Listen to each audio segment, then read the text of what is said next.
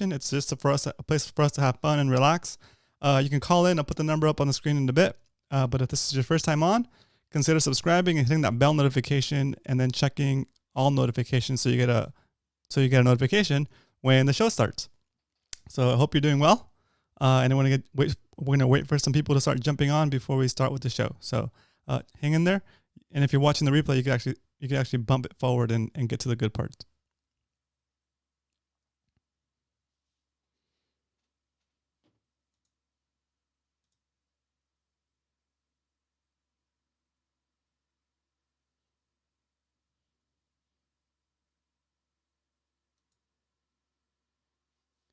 All right, looks like we have 6 people on. That's great.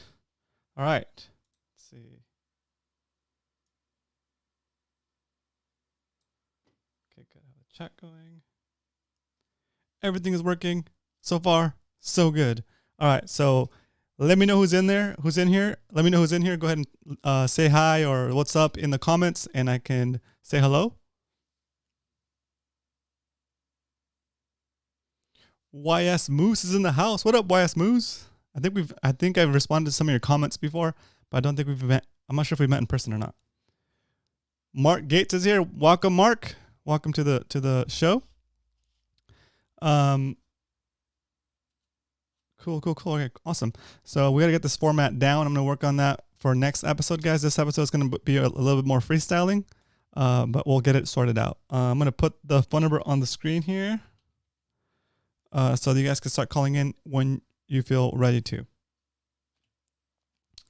Actually, let me introduce the show first and go through the whole theme song and all that good stuff. So here we go. What up? All right, here we go. We're gonna kick the show off, and here's the theme song.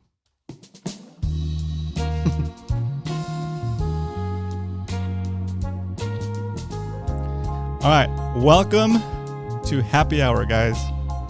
Hope you guys came prepared this time with some questions and some stories to share so they can entertain each other. Preferably fishing stories, but I'll take funny stories too. Clean funny stories. Doing the same drink I had yesterday, stevia soda. And this time I'm gonna get it all up on the mic for the, what is it? ASMR can opening. Here we go. Oh yeah, there we go. Leonard's back in the house. What up, Leonard? Welcome.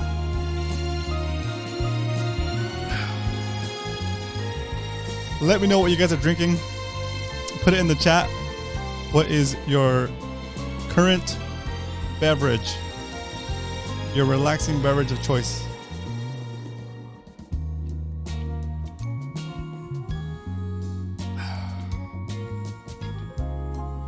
Also, if you don't have a favorite beverage, you could type in if you're still having to go into work, or if you're now working from home. Are you going through that change now where it's your employer has asked you to work from home?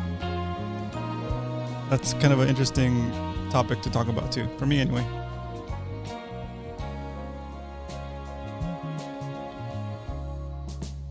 So it's not Coke Zero. It's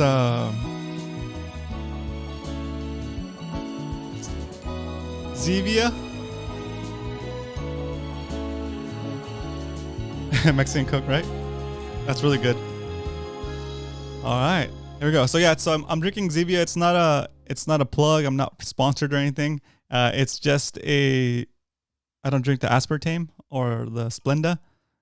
Those sweeteners are not good for you from what I read. So and stevia is okay. So it's like one of the only sodas that's sweetened with stevia. It has a weird aftertaste. You'll get used to it after a while, but yeah, it's nothing like the real deal. It's nothing like real Coke or real soda.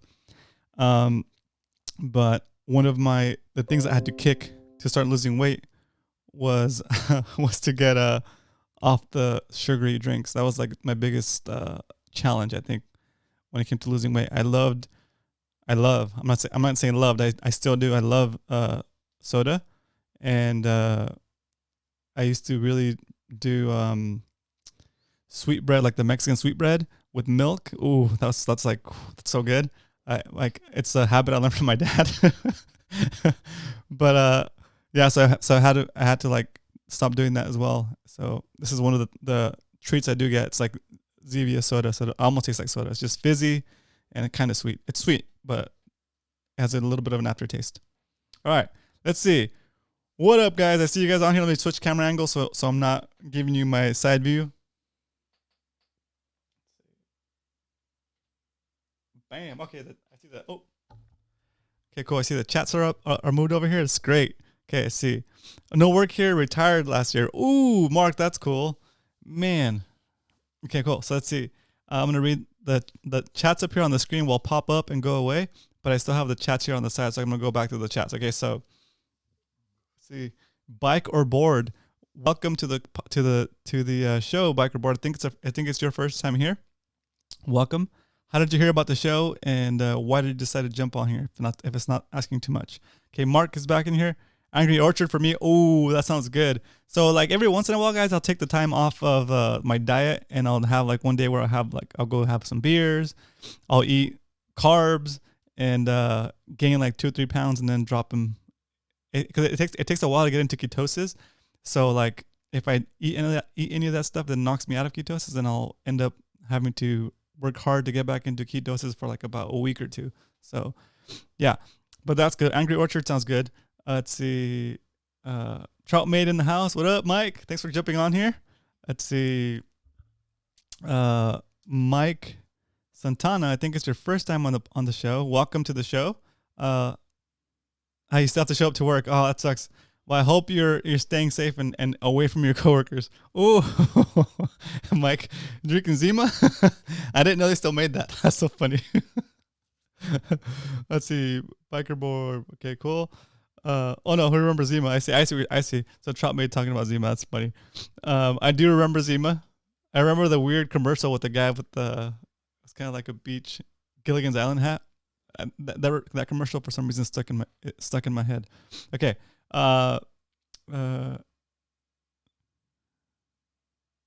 Tricking your mind, your job. Okay. Brian likes to fish. Oh, Brian, cool. Welcome. I think you got on the show before. There we go. Leonard's drinking a real drink. Alesmith 394. Is that like the? Oh no, Alesmith Raceway. That's like 14% or 12%. That's like deadly. I remember that. Like they had it at a pizza place. I can't remember which one. But yeah, Alesmith is a good brewer. Okay. Colin, welcome, dude. I think you've been on the show before, but if you haven't, welcome. This is welcome to Happy Hour. Awesome. All right, guys. So I'm gonna put the phone number up on the screen, and feel free to call in. Wait. Oh yeah. So Coach Worf is in the house. Actually made it tonight. Welcome, Coach. All right. I'm gonna put up the number on the screen, and that's gonna unfortunately switch my angle. So I'm going back to this camera, and I'm putting the number on the screen to wait for a caller. Let's see. All right, so there it is. There's a switch. All right, as you can see, I've been playing a little bit with the backdrop a little bit. If you know what, let's see, it's delayed, so I have to point it back. I have to move it back. Okay, if you know what this is, right here where my pin is pointing, here. If you know what this is, put it in the comments for like 100 points. And these are just, they're not real points, just for fun. So if you know what this is, put it in the comments. Let's see. I'm going to go back to I'm going to kind of, yeah, I need to make another scene where I can be facing you and have the phone number on the screen while I'm waiting for a call. So let me see if I can copy it over real quick. So on the fly editing, hopefully I don't break it. Let's see, chat box. Let's see. Copy. Okay, go into the other scene, see if we can paste it in here, guys.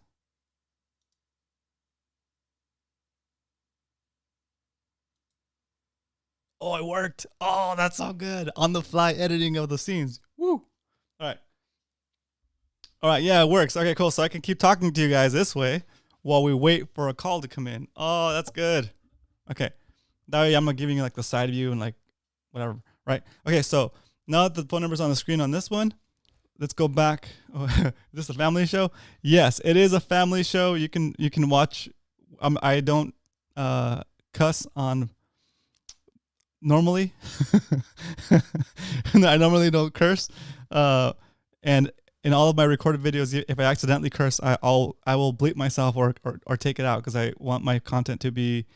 It's not necessarily for kids or for young people. It's for people that might have kids listening in the background, right? So like when I'm watching a video, the worst part of like not knowing a creator is the occasional F-bomb or like curse word that I don't want my kids to know yet. I'm sure they probably know them already, but still, like I don't want them to I'm kind of sheltering them a little bit.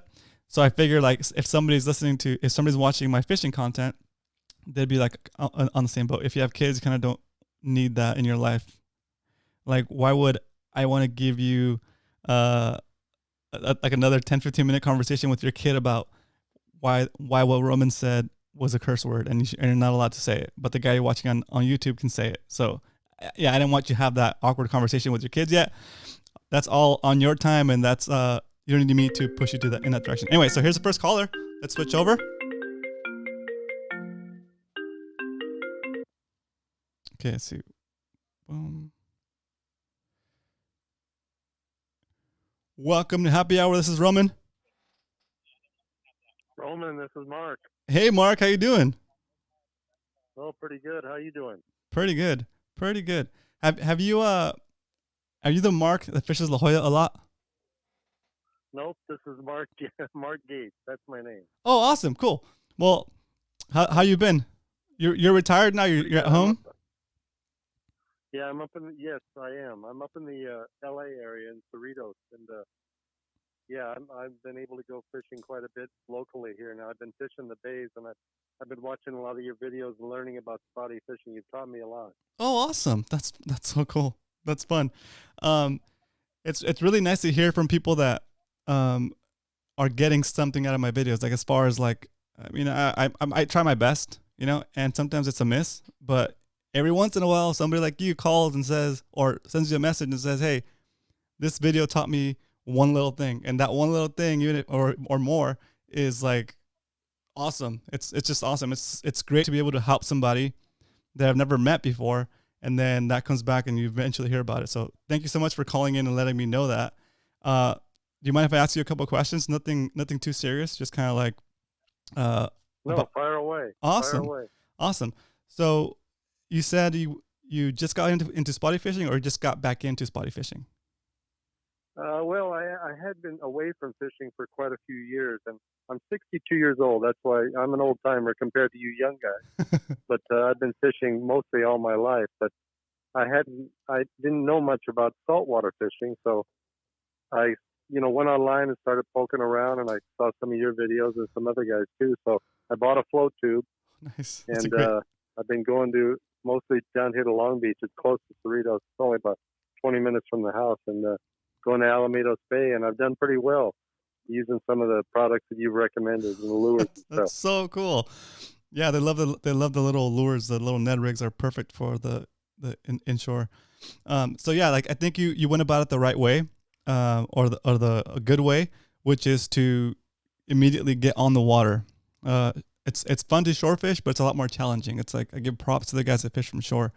Any plans to upgrade to like a kayak or eventually a boat or anything like that? I've been thinking about a boat, probably not a kayak. I just didn't seem that it would be for me. Now that I'm older, it's not as easy to do things physically like I could when I was your guys' age, at 30, 40 years old. That makes sense. That's actually really good insight. Yeah.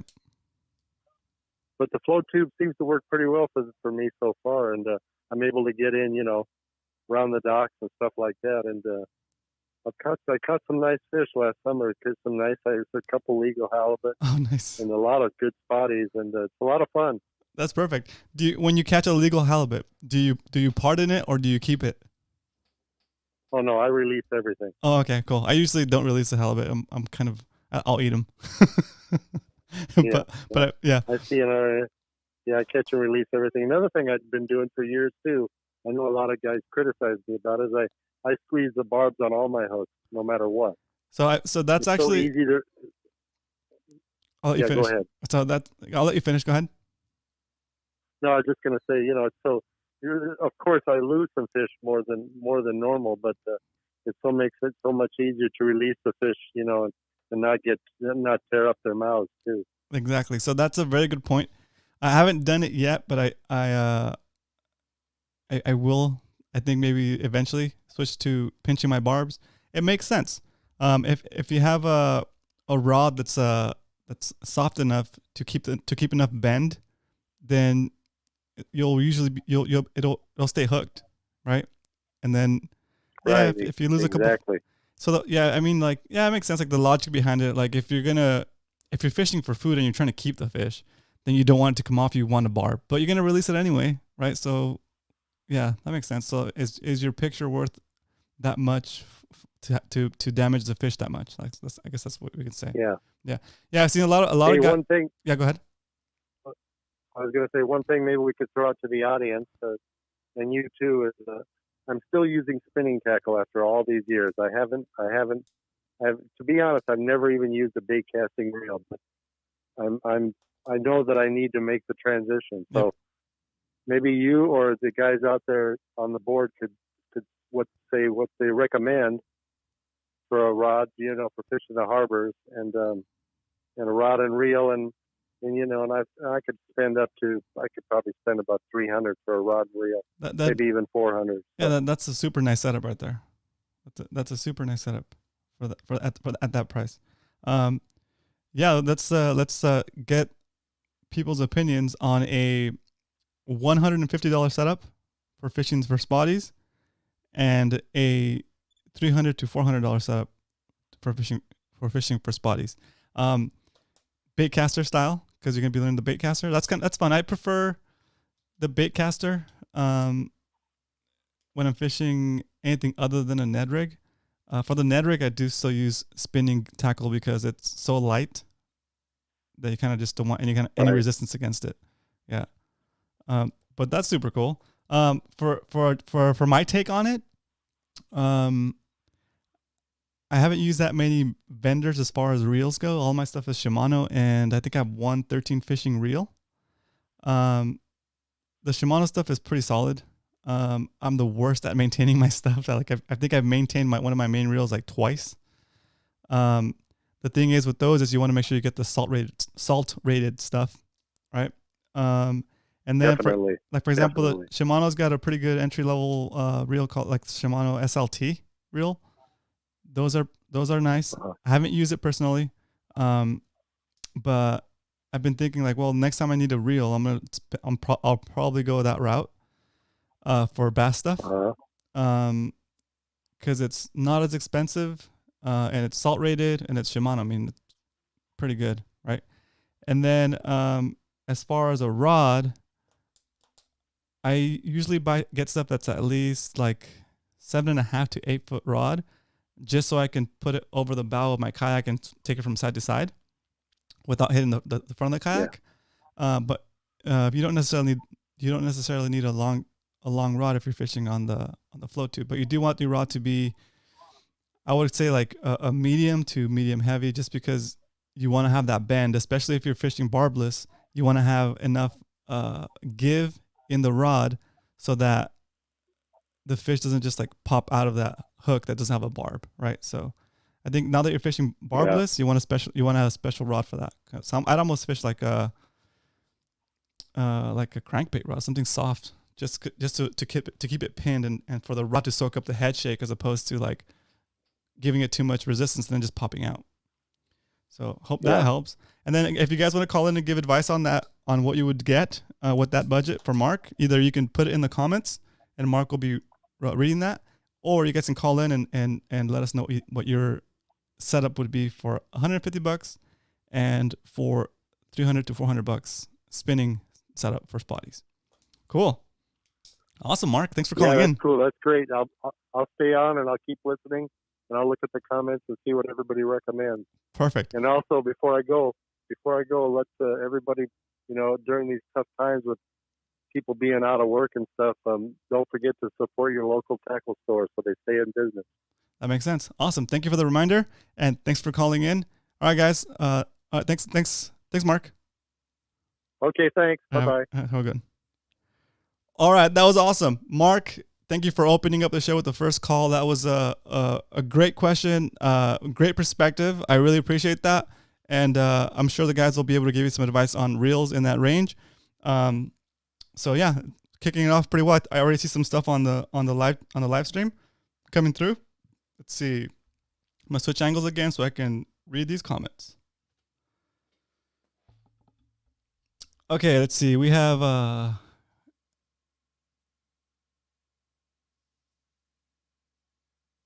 let's see. Okay, good stuff on here, guys. All right, see. All right, Troutmate had a bail, but thanks for jumping on here, Mike. Let's see. We have. I don't know why I'm doing that. All right, Jet, welcome to the show. Let's see. Yeah. Oh, here we go. Here's another caller coming in. I think this is Coach Worf. Let me get that call real quick. Let's see. Welcome to Happy Hour. This is Roman. Hey, Roman, it's Coach. What up, Coach? You need to repost your number up so everybody can see it, because it's not up right now on whichever machine you have as your camera right now. Oh, there it goes. So it should be popping up in a second. Oh, okay. It wasn't up on my phone. No, yeah. You probably tell him. Instant delayed. So Coach Worf is calling, guys. Make sure you check out his channel. Say your channel. Oh God, Dumbest Fisherman TV, all one word. Dumbest Fisherman Space TV. All right, Coach. Since I have you on the line, let's give Mark some good advice. Since I'm here to lend my expertise with a fish I don't fish for anymore. You become a regular. Yeah, I mean, why not go with either the Lexa 200 or one of the Abu inshores? Abu inshore, what size? You want to stay with the 200 size of your fishing spotties, I think. Yep. You can go down to a 100 if you really fish light baits, but I think 200 is just a little easier to, especially if you're catching big ones like that in Alamitos, or if you're fishing out in front in Mission Bay and the big calicos or the occasional grouper or whatever. You need to have some beef to turn that thing. I forgot to ask Mark if he's fishing braid or mono. So, Mark, if you can hear us, put it in the chat where you're fishing, if you're fishing braid or mono. What would you recommend fishing? I would say I've always liked to fish straight mono with spotties. I do understand why guys use braid so they can feel the bite easier and everything. Yep. But particularly if I was using barbless hooks, I definitely wouldn't. So for barbless hooks, you want a little bit more give in the line, right? Yeah. You want every bit of springy stretching that helps you. Exactly. That's awesome. So it helps keep that fish pinned. Okay. And as you suggested, I wouldn't go with any kind of a really fast rod. I'd go with something just a little bit slower. Yep. And I did. From a flow tube, I'd say 6.6 would be fine. Oh, cool. That's like a 6.6 rod, medium. Yeah. With the medium. What is it? What's the speed? I usually get fast, extra fast, or what's the next lowest? Yeah, you'd want it to be. You want it to be like medium fast. Okay, medium fast. Cool. Yeah, that makes sense. That's what I would. That's what I would or agree with too. moderate fast, whichever. It depends on which rod maker you're talking about. But I'd stick with like a 6.6 rod, and the shorter rods would give you more leverage, especially if he's pulling beef spotties like the big ones, like those ones in Alamitos are like 5 pounds. There you go. That's some great info for Mark there. Okay, perfect. Yeah. Perfect. So you sound a lot better now. I'll let you sound a lot better now. Like as your cough cleared up. Yeah, actually, and I'm guilty. I should be ashamed of myself. I took a walk with my kid down the storm drain, and I caught a fish earlier today. Nice. I couldn't go too long without it, but that's so funny. Cool. Yeah, well, I caught a fairly fat green sunfish out of this. I can only call it like this place where a storm drain dumps into a creek. Okay, that sounds fun. It's like a couple miles from my house. Nice.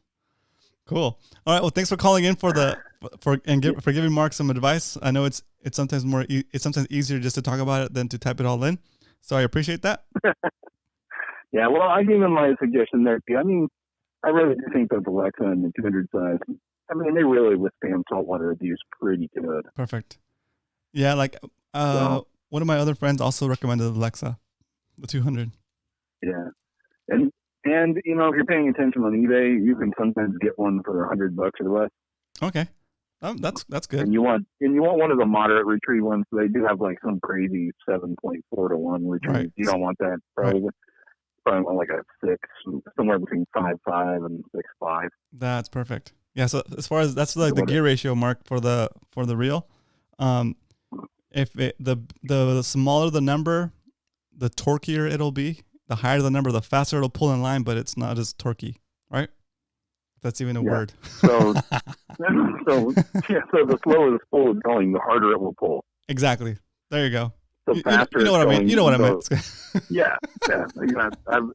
Yes, and I've had this discussion many times about why a Tranx 500 doesn't compare to a small conventional. They're not the same, because spool diameter is the vector of the line. So the bigger the spool diameter, the harder you can pull on the line with each turn of the handle.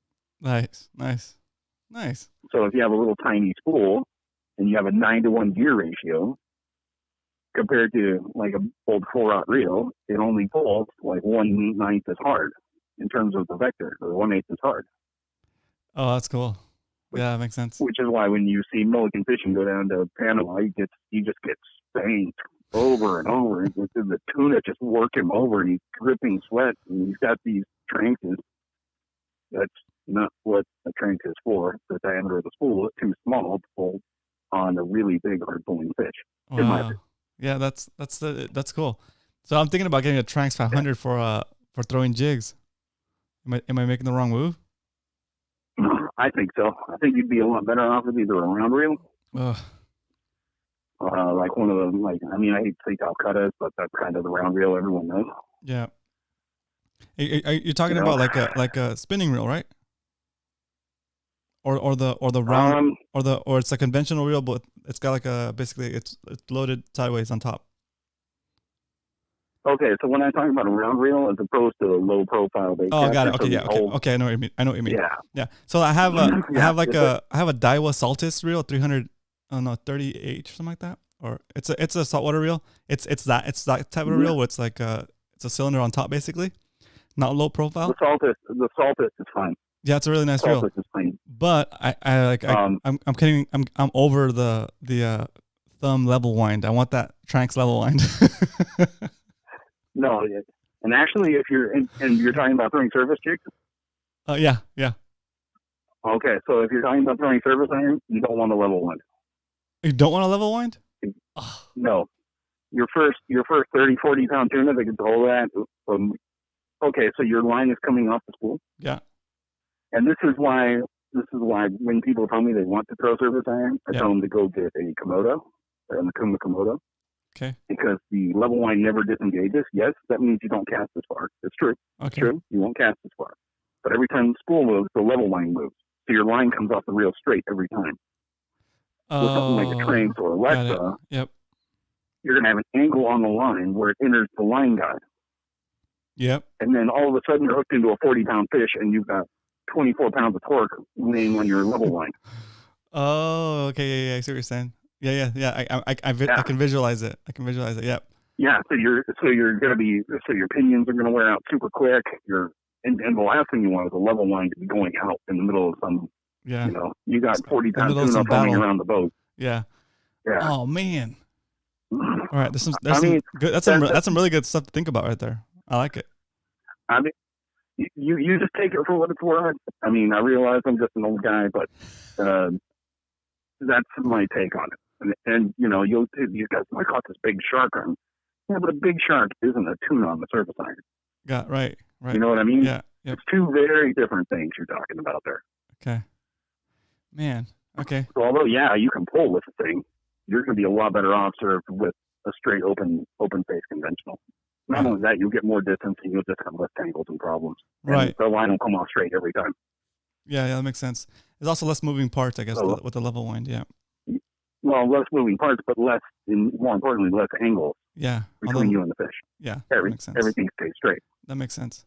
Crazy. If Well, that was your level good. wind is Man, over to the right, this episode's already getting really good. Man. All right. if your level wind is on the right side of the reel, so you just made a long cast.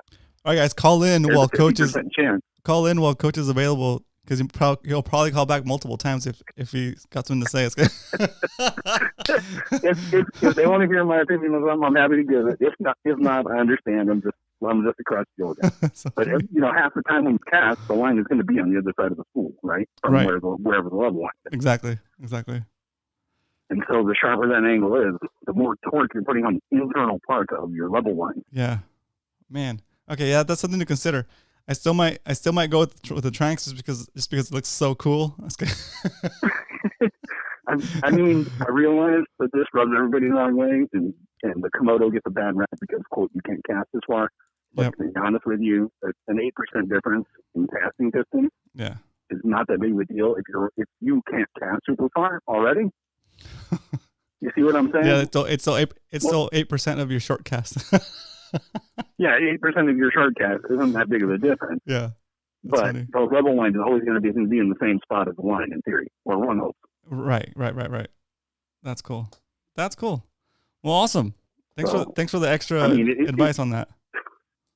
If you did want to throw poppers or surface iron on a low profile bait caster, which I don't recommend, but if you wanted to do something like that, I would totally tell you to go with the Komodo for that very reason. So who makes Komodo, or is that the brand? Okuma. Okuma makes Oh, got it. Okuma Komodo. It's like a dragon, right? And if you ever want one just on a bait rod, I have a guy that'll cut you a deal. Oh, nice. Ooh, that's perfect. But it's not a jig stick. It's definitely a live bait rig. Oh, cool. Nice. At that point. So you would have to get a jig stick for it. But for around the price of a reel, he'll give you a bait stick and a spool full of Spectra usually. Awesome. Usually he'll do that for me. We're live, right?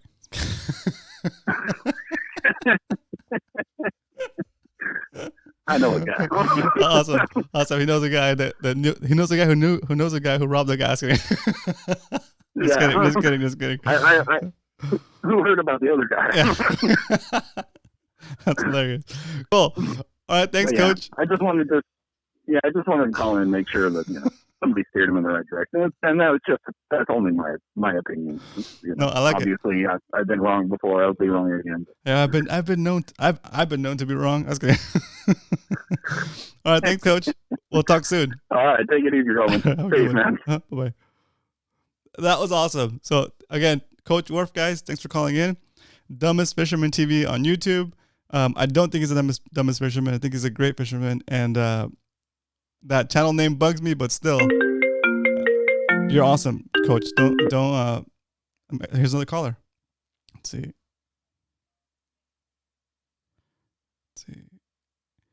Welcome to Happy Hour. This is Roman. Hey, Roman, it's Brian. Hey, Brian, how you doing? Brian, hey, good. How are you?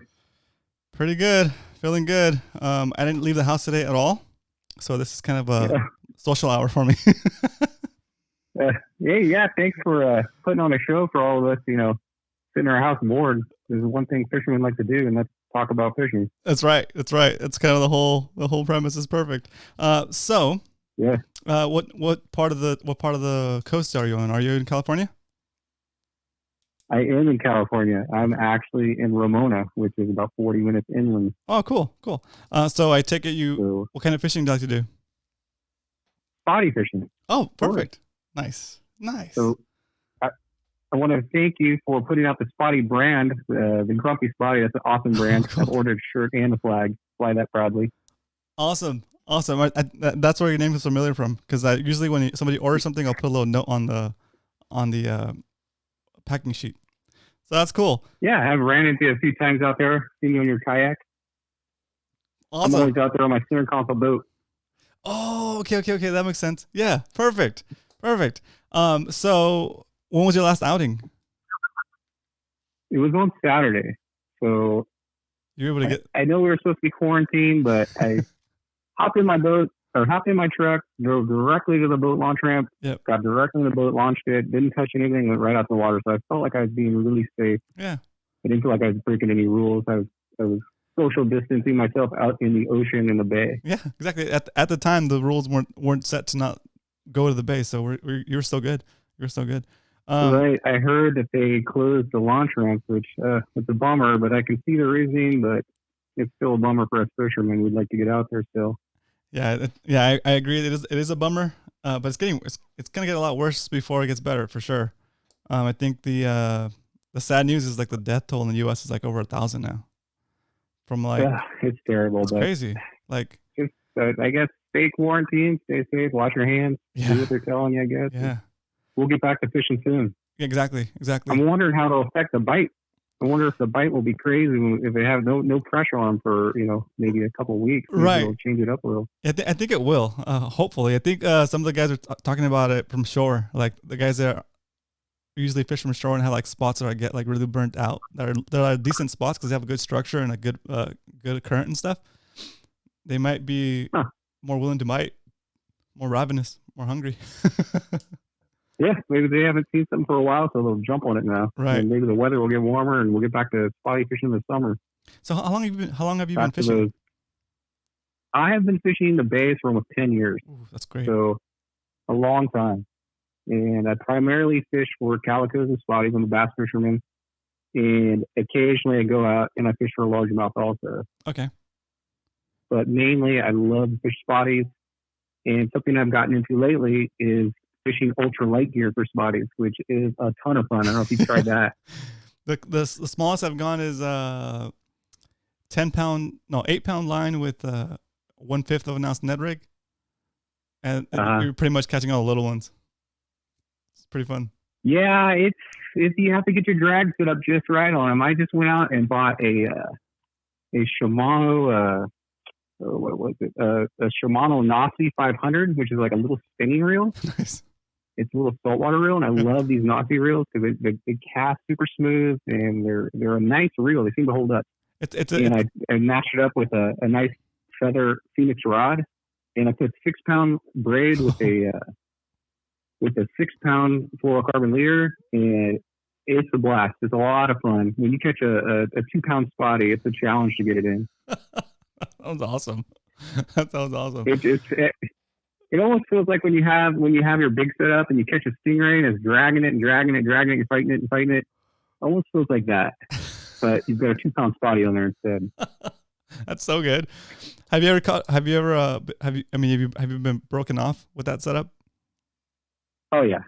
Unfortunately, more broken off though. When I set the hook sometimes, if I set it and if it doesn't get them right on the corner of the mouth, it gets it deep. It usually it'll break it off then. But if you set that hook nice and fast and you get them right in the center of the jaw, I can usually get them in. That's perfect.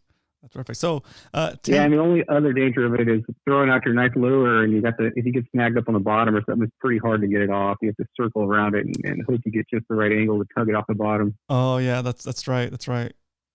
But just try it. It's fun. Perfect. I will. That sounds awesome. So real quick, I have a question for you. So you have a boat and you've been fishing for 10 years in the bays here, San Diego, Mission Bay? San Diego and Mission Bay, yep. Perfect. Okay. So I'm sure you've taken people out fishing for their first time. Yes, I'm actually a part of the San Diego Anglers Club. Oh, perfect. And they have once a year, we take out somebody from the Boys and Girls Club. Oh, that's so awesome. And so I get to take out a kid once a year with them. Not the Boys and Girls Club, sorry, the Big Brother Club. Yeah, Big Brother Club. Okay, cool. We get to take out a kid and their big brother and go fishing with them, usually for the first time. Perfect. So with that mindset, what do you tell somebody that's like their first time fishing? Like how do they know they got bit? Because I think that's a really good piece of information to share with somebody that's like new to fishing. What would you say? Right. So most of the time when I take somebody new out, they're dragging their cool bait lure up through the eelgrass, and they're dragging it and they feel that eelgrass is kind of tapping on it. And the instant reaction is to jerk it, but it doesn't really have that once you caught a fish and it has that pull feeling and it actually your drag is moving, you know you've got a fish. So I think after they've hooked the fish for the first time, they know the feeling. Yeah. So I would say once you feel it pulling the pole away from you and taking drag, then you know you have a fish versus just that little bump sometimes you feel when you're going through the eel drag. Exactly. Perfect. Cool. That's cool. Awesome, Brian. Well, I appreciate you calling in and sharing all this knowledge and awesome. Making the show fun. This is turning out to be a super fun episode. I'm glad you called. No problem. Hey, everybody stay safe out there and looking forward to the rest of the show. Awesome. All right, Brian, have a good one. Thank you. Thanks. All right, guys. Like I said earlier, this episode is amazing. People are calling. It's coming through. It's fun. It's actually let's see. Let's go back to the screen over here. There it is. Okay. Phone number's on the screen. And I'm going to read some comments while the next call comes in. While we wait for the next call. Okay. Let's see. Wow. You guys have been busy. I love it.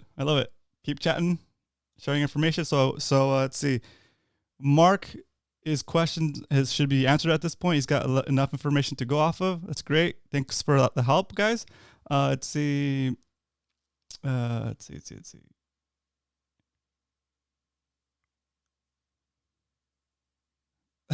So good. I love all the comments, guys. This is excellent. Okay. Let's see. Cave Dog's in the house. I didn't say hi to you yet. Welcome. Let's see.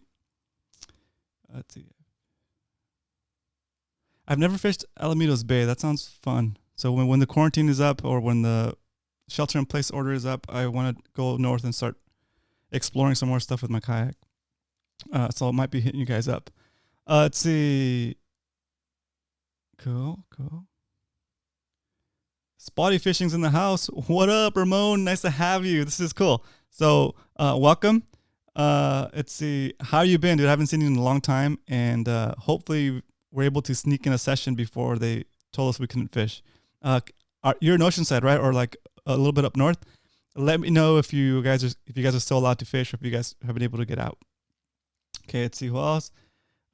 Cave Dog's in the house. Mark's here. That's got like all the back and forth about the good old days. Okay. Oh, that's cool. Yeah. So like, it would be cool to get to focus on quality spotties as opposed to numbers or volume. It's just a different approach, I think. Okay. If you guys have any questions, pop them in the chat or call in and we can hang out and talk about whatever. I'm going to take a little quick break from talking. I feel like I'm just talking randomly. Ooh, what lakes do you recommend in SD area for bass fishing? Mario Guerrero. Mario's in the house. I haven't said hi to Mario yet. Welcome, Mario. Oscar's in the house. What up, Oscar? I haven't talked to you in a bit. So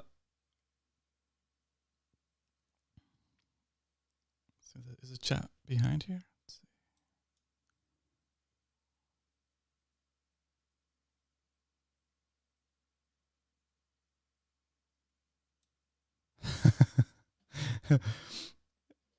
Coach Wharf is promoting the Imperial Valley for all the largemouth bass you could ever want. It's a magical place. I'm going to take him up on that trip eventually and document it so you guys can see it. Coach Wharf, you've mentioned before that you guys have done a trip up there before with and you guys made a video about it. If you want to put the link in the chat, put it in there for people to see it. Okay, let's see. Oscar is looking to hit La Jolla. Nice. Yeah, it's one of my goals for the year too, to get better at fishing La Jolla. So when you're ready and this thing gets lifted, we can definitely head out there and try to score some rockfish, sheephead, or yellowtails hopefully by then.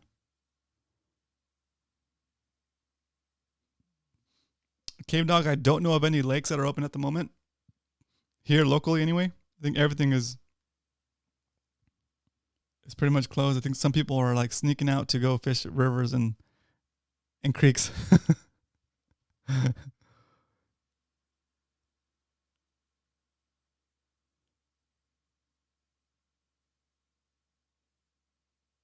Oh, cool. All right, Coach. Thanks for letting me know.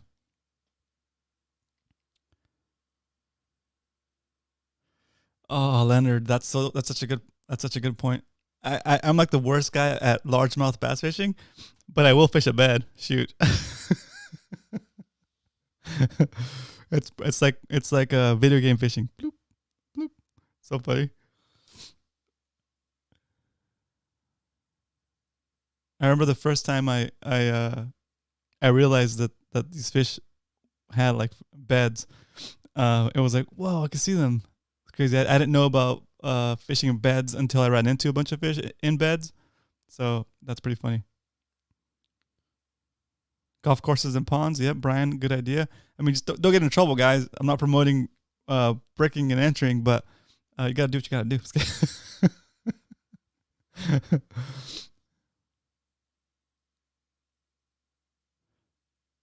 Oh, Oscar, you went fishing to La Jolla on Saturday?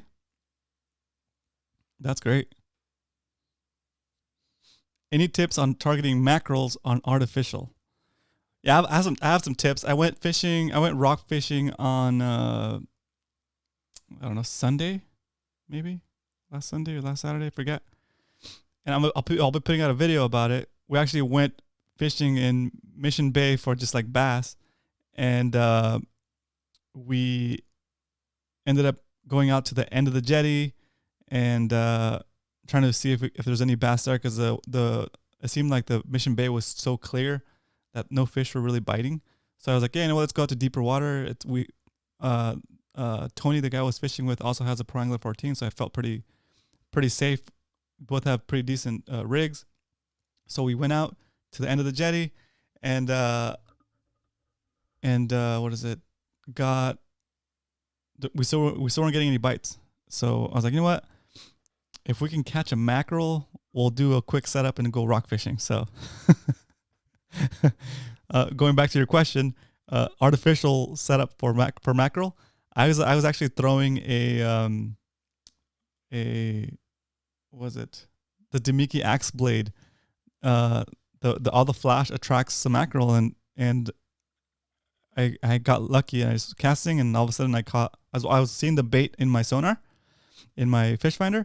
I was seeing the school of bait swimming. So whenever I'd see, I would just drop the axe blade or cast on it, hoping that I would get whatever is like chasing the bait. If there's something chasing the bait, I don't know. That's my logic behind it anyway. And sure enough, I ended up hooking a mackerel. So I don't know how reliable that system is or how go-to it is, but I have caught a lot of mackerels sticking back at the bait barge. And then later that day, I did catch a couple more mackerels to make bait. We only ended up using one. I released the rest of them, but I took one of those mackerels and I basically filleted it with my scissors. We weren't prepared at all. Filleted it with my scissors. We set up a couple of rods to do like dropper loop, and then we went out into the ocean to basically straight out of Mission Bay Jetty to look for rockfish, and we ended up catching some and released them all. We did keep a redfish, but that was fun. So that video should be coming out soon too. But yeah, so let's see. Okay, there we go. But yeah, so that video will be out soon. But still, like, yeah, Sabiki rig is the way to go. But if you're in a bind and you don't have a Sabiki rig, then anything flashy or small, like I've caught mackerels on even the Ned rig. Just chuck it out into the school and hopefully they'll bite with a small enough bait. And then anything with blades that's got small hooks, like a Demiki axe blade or like a Jake Power or whatever, that's kind of flashy baited baits. Flashy baited baits will do well if you're just trying to snag a mackerel. So that's my tip on that. Hope it helps. But yeah, the sure thing would be to get a Sabiki setup. Okay, spotty fishing. I have 2 reels, an Abu Garcia Silver Max, and a 13 fishing concept. What should I pair them with? Ooh, that's good. That's a good question.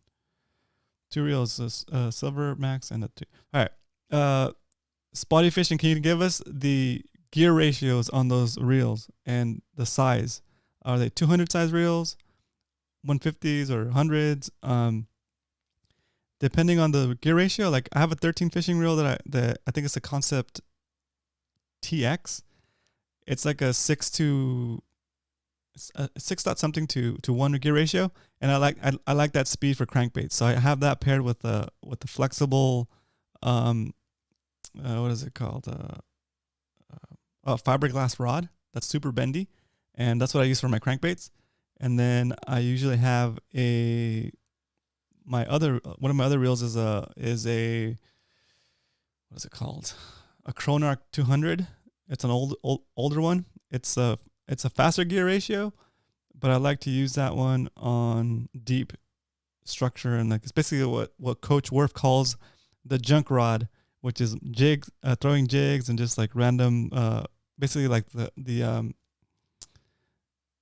combo that throws everything that doesn't have a specialized rod. So like I have a different rod and reel for like the Ned rig stuff, the smaller stuff. I have a different rod and reel for the crankbaits, and for what is it called? Jerk baits. I use the same rod for those two things. And then I have my junk rod. How do you fish the sabiki? I have never had any luck with them. All right. Is it? Sorry, guys. It's Jelt or Jet. There you go. Sorry, my eyes are failing. Jet. How do you fish a sabiki? So basically, you want to have a weight at the bottom that's gonna get the thing sinking fast enough. So depending on your setup, like anything like a 3 ounce, like a 2 ounce to like an 8 ounce, depending how deep you're trying to get. I would do like a 6 ounce or 4 ounce, and then when you see bait on your sonar, you basically lower the sabiki straight down to that depth that they're at, and then you'll feel them start to bite on it. If they don't start to bite on it, once you get to that depth, you want to kind of like reel it up and then bring it down, reel it up and then bring it down, just so it's moving in that area.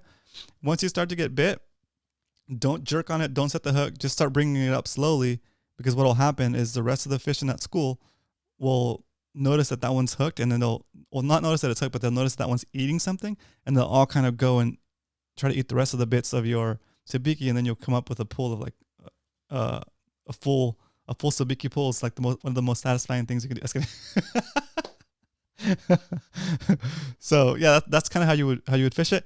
If you want to keep it in that, if you know at what depth they are, and you can see them in your sonar, you get your sabiki down to that depth, and then leave it there. Don't reel, and then you can also kind of like just move it up and down, and it'll kind of move in the water, and they'll attack it if they're hungry.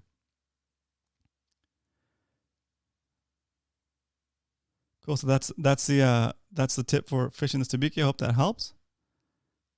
Yeah, you definitely need weight on it. You're not going to fish the sabiki just like that. I've never heard of anybody fishing the sabiki like casting it on the surface or anything like that. You got to get it down to that school of max or whatever bait you're trying to catch. Cool. All right. Awesome. Let's see. More. Let's see. Fishing on me is good.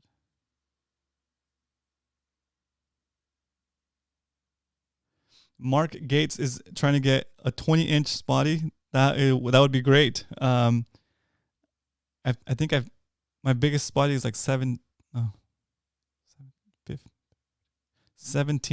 is my biggest spotty. It was a night session. I think I was doing a live stream actually, and I was doing the live stream, and I was doing the live stream. It was funny. I remember because Rodney Marquez was watching the live stream and was commenting, and then he said like, "Oh, put on a black lure or like a purple lure," and we're fishing, and I switched to the lure he said, and then like I casted, and then sure enough, like the next cast, I caught a 17-inch spotty. It was amazing. It was like clockwork. Kind of made my night. It was a super super fun experience. So yeah, that's cool. It's a part of the fun of going live. See the 13. Okay, sorry, we've got some answers back from Spotty Fishing. The 13 fishing is a 7.7 Okay, that's kind of fast for a crankbait, but if you wind it slow enough, there we go. The Silver Max is a 6.3 to 1. So I would use that Silver Max as a crankbait reel, or for the stuff that you want to. Yeah, I would use that 6.3 for the crankbait setup, and that 7-1 for the junk rod that would be great. Something like we were talking about earlier for that 13 fishing reel, I would do like that moderate fast moderate fast rod. And you're on a kayak too, so like I'd do something more than like either 7 and up as far as rod goes, like rod length. Let's see. Yeah, 6.5 to 7 or 8. Yeah, 6.5 to 7. I'll go with that. As far as rod length, and that'd be a good what I call a junk setup. I use the Phoenix M1 rod. I know some people don't like it, but I've done well with it. I actually broke the front line guide on it, the tip, not the actual rod, but the little eyelet, or what's it called? Not the eyelet. It's called I guess the last guide. And so I need to get that repaired, or I need to fix it myself. So that's something I need to learn to do. Again, it's like part of fishing. You're learning and evolving as you go. So that's my first line guide breakage. So now I'm going to go learn how to fix that and maybe make a video about it. So there you go. Yeah. So Phoenix M1 is a great rod to pair with that 13 fishing 7-in-1 reel that you talked about. That's great. And then that'll be like your inshore combo or like your bait combo, where you can throw your swim baits or like swim jigs, your like underspins, not crankbaits. What's it called? Let's see what else. Like your extra wide gap worm hook with like a bullet setup. Those are fun. Inline bullet setup. That's a really nice setup for the bay. So yeah, that's what I would recommend. And then we already talked about the rod type that I would recommend for like a crankbait on the 6.3 to 1 ratio Silver Max reel. That would be your crankbait reel. Okay, let's see. Jet, no worries, man. This is what we're here to do. It's fun, and if you're entertained, I'm entertained, and we're having fun. All right. So if anybody wants to call in. If you haven't hit that like button, hit the thumbs up for me real quick, guys. It's a way for YouTube to realize that you guys are enjoying the show, and it'll promote it out to more of the subscribers, so we can get more people in here. And you could also, I think you might also have the option to share it. So share it if you want. Wow, it's already 8 o'clock. Dude, this is crazy. So this stream has gone longer than expected. Let's keep it going for a little bit longer. If you guys don't have anything else to do, stay on and call in. I'll leave the lines open for another, half hour to 20 minutes, depending on demand. And hold on a second. There we go. So I'll leave the lines open a little bit longer depending on demand. Overall, guys, I think we've had a pretty entertaining show. A lot of information on this episode. So super stoked. Thanks for calling in, Coach, and thanks for calling in, Mark. Brent, just subscribe to the channel. Thank you for subscribing and triggering my triggering that little rocking guy, because you rock. It took a while for me to figure out how to do that. I set up this whole setup move was so that I could have those things pop up. So that's super cool. I don't even know if that guy is on the stream watching, but he's the latest subscriber to my channel. So I wanted to give you guys like a shout out. So thanks for subscribing if you're watching. All right, cool. So let's see. Shout out to Coach Worf for calling in and giving advice for Mark, and also advice for me on the setups I'm looking to get. Mark, thank you for calling in. That was a cool way for us to talk about fishing, and I hope your questions got answered as far as like possible setups. If you have any further questions, feel free to message me. If you are on Instagram, I'm at Roman Castro. If you're not on Instagram, you can email me. Email me at my email is roman@romancastro.com. So Mark, feel free to email me with any follow-up questions. I'd love to help you with that. And then Brian, thanks for calling in too, sharing some really good tips for new fishermen. And I I appreciate the enthusiasm and the positivity you guys are sharing. So thank you so much. Okay, let's last check on the comments. Let me make sure that I didn't miss anybody. I said hi to everybody, and then we'll start getting close to wrapping it up. Let's see. I still haven't memorized all my shortcuts. Let's see. Don't cut me off, bro. There we go. Okay, a little behind the scenes light up here. All right. Let's see. I have okay. Any follow ups?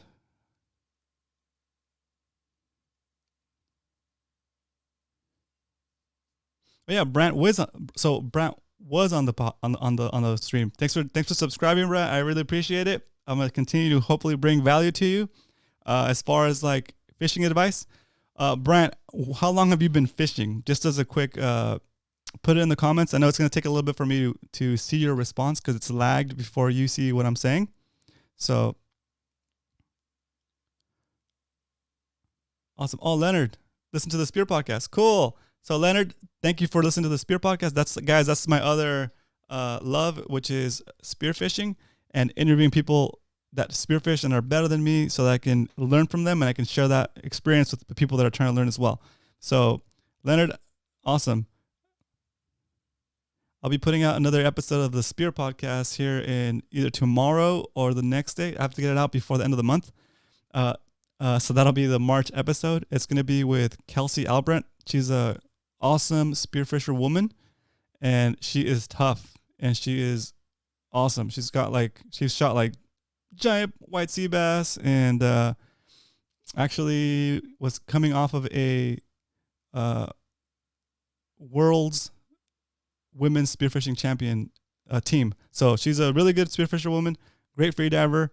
If you're into spearfishing, that's something you don't want to miss. So check that out. If you want to check that out, it's thespearpodcast.com is where it would be. If you want to check that out, it's on Spotify and on iTunes and wherever you listen to podcasts. I know a lot of people are listening to podcasts now because there's nothing else to do. Okay, let's see. More comments. Let's see.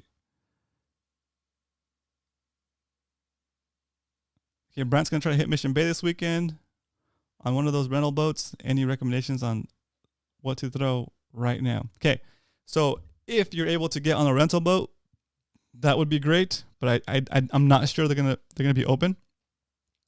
Pretty much the whole bay is closed right now. So if you don't already live in San Diego, I'm gonna save you the drive by telling you that indeed a lot of these we're not allowed to use the boat ramps. We're not allowed to fish from shore even.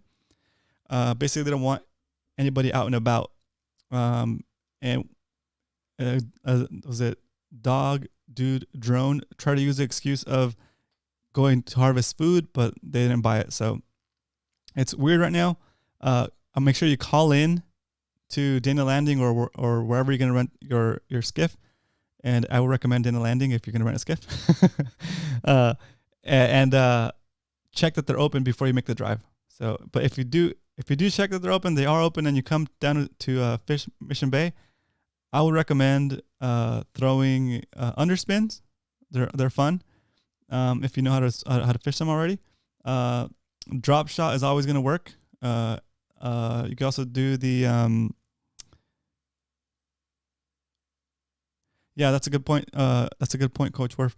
So you want swim baits, underspins, Ned rig, if it gets tough, and crankbaits. If you know how to throw crankbaits are fun too.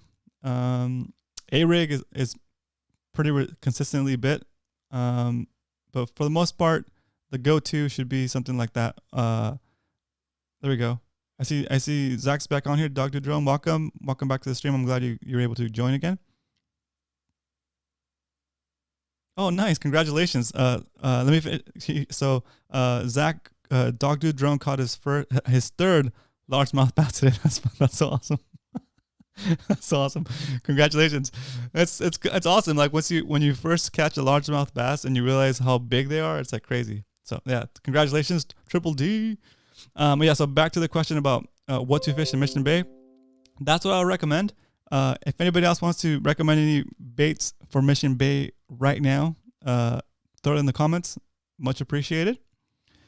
Have you seen the Joe Rogan podcast with Valentino Thomas? I saw the screenshot for it, but I haven't listened to the episode. It's been, I think that came out like a long time ago, right? Oh, good question, Mark. Dog Dude Drone, what did he bite?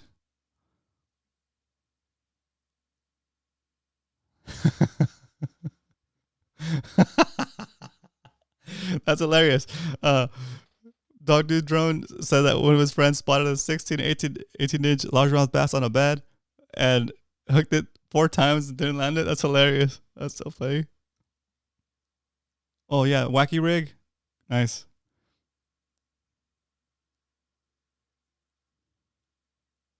Weedless underspin corkscrew lock. Interesting. Nice. Cool. All right. Any more questions? Pop them in the chat. This is going great, guys. Let's see.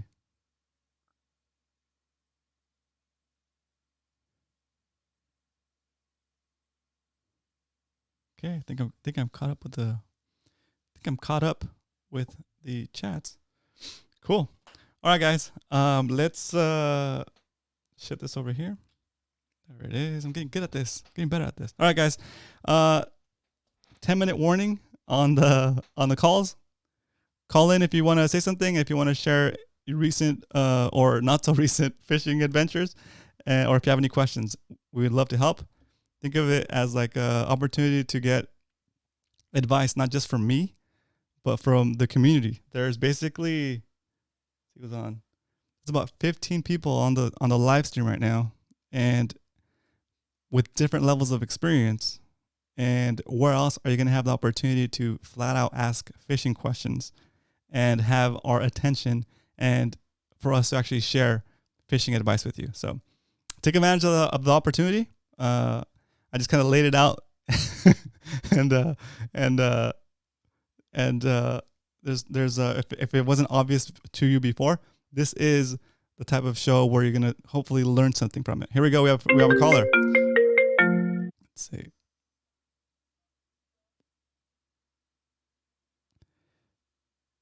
Welcome to Happy Hour. This is Roman. Roman, what's up? It's DDD. Dude, that's awesome. How you doing? I'm good. I'm healthy. Yeah, right. Trying to stay cautious. Perfect. So, when did you go catch this largemouth bass? Okay, so we went out today to the. I'll say we went out to a spot on the San Diego River. I won't say where. We went targeting largemouth, and we had a variety of baits. I used the like I was mentioning on here, I was using the underspin with the swim bait for a little bit. Yep.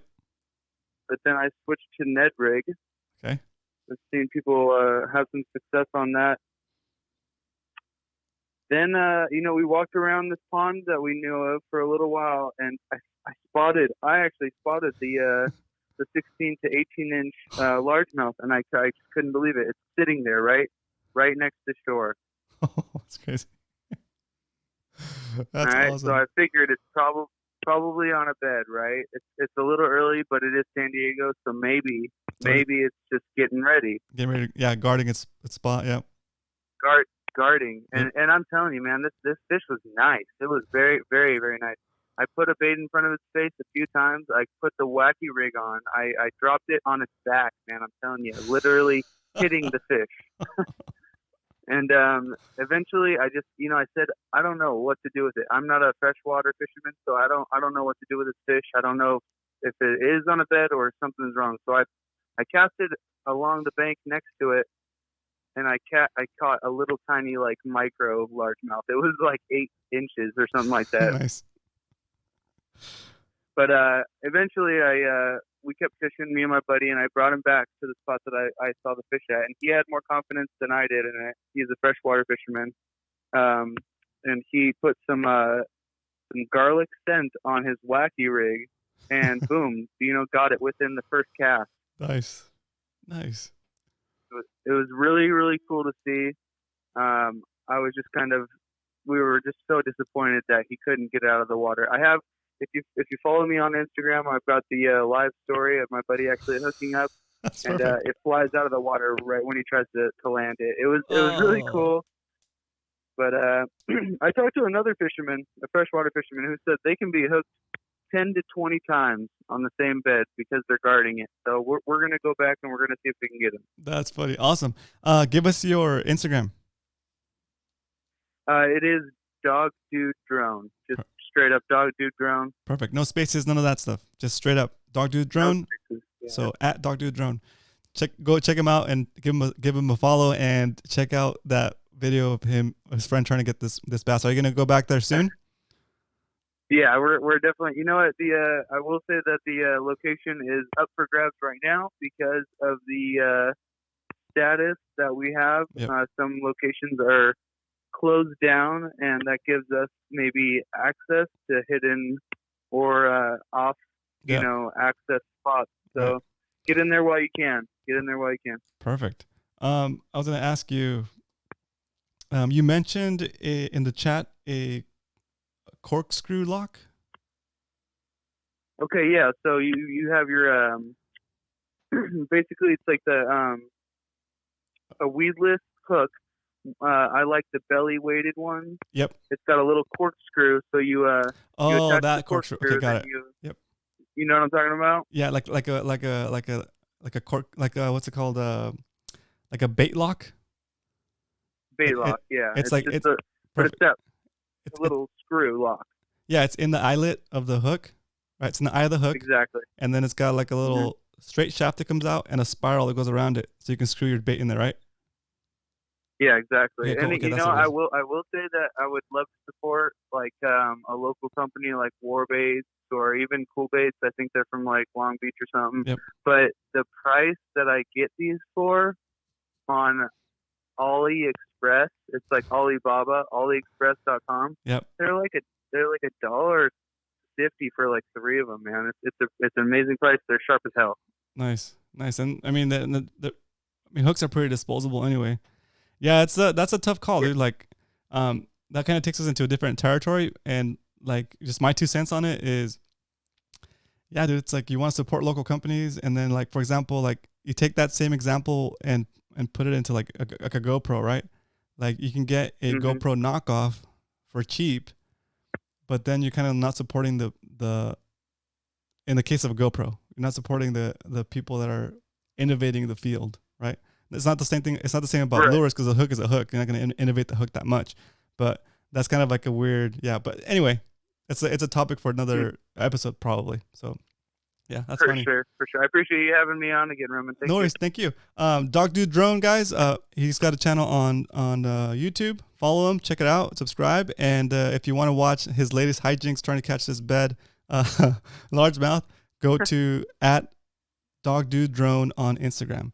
Dude, thanks, Zach. Thanks for calling in. Right on, Roman. Have a good night. You too. Bye.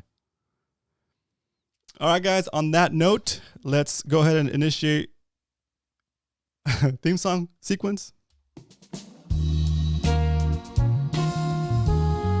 It's time to wrap this baby up. We're at 8:15, longest episode so far. It flowed well. I'm very happy with it. Great information. Again, big shout out, special thanks to Coach Worf, Mark, Brian, and Zach for calling in and making this show a lot better than I could do on my own. So I really appreciate you. Thank you for calling in. And also thank you for watching and listening and for being part of the chat. I know the chat gets kind of busy, but it's good. It's good to have that conversation with everybody else and not feel alone in this situation, right? So cheers. We'll be back on tomorrow at 7, guys. Tomorrow will be Friday. Back on at 7, and then we'll take a break over the weekend and come back on Monday. I'm gonna keep this going until I can't do it for whatever reason, but I'm gonna try to keep it going throughout this whole quarantine thing. So look forward to it. Share it with your friends. invite people to join us on this show. Happy Hour with Roman, 7 p.m., Monday through Friday. Thanks for watching, and I'll see you on the show tomorrow. Woo!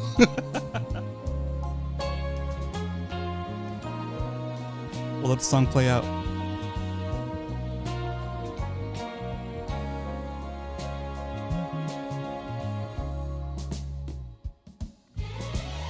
Oh, you thought it was over? You thought it was over.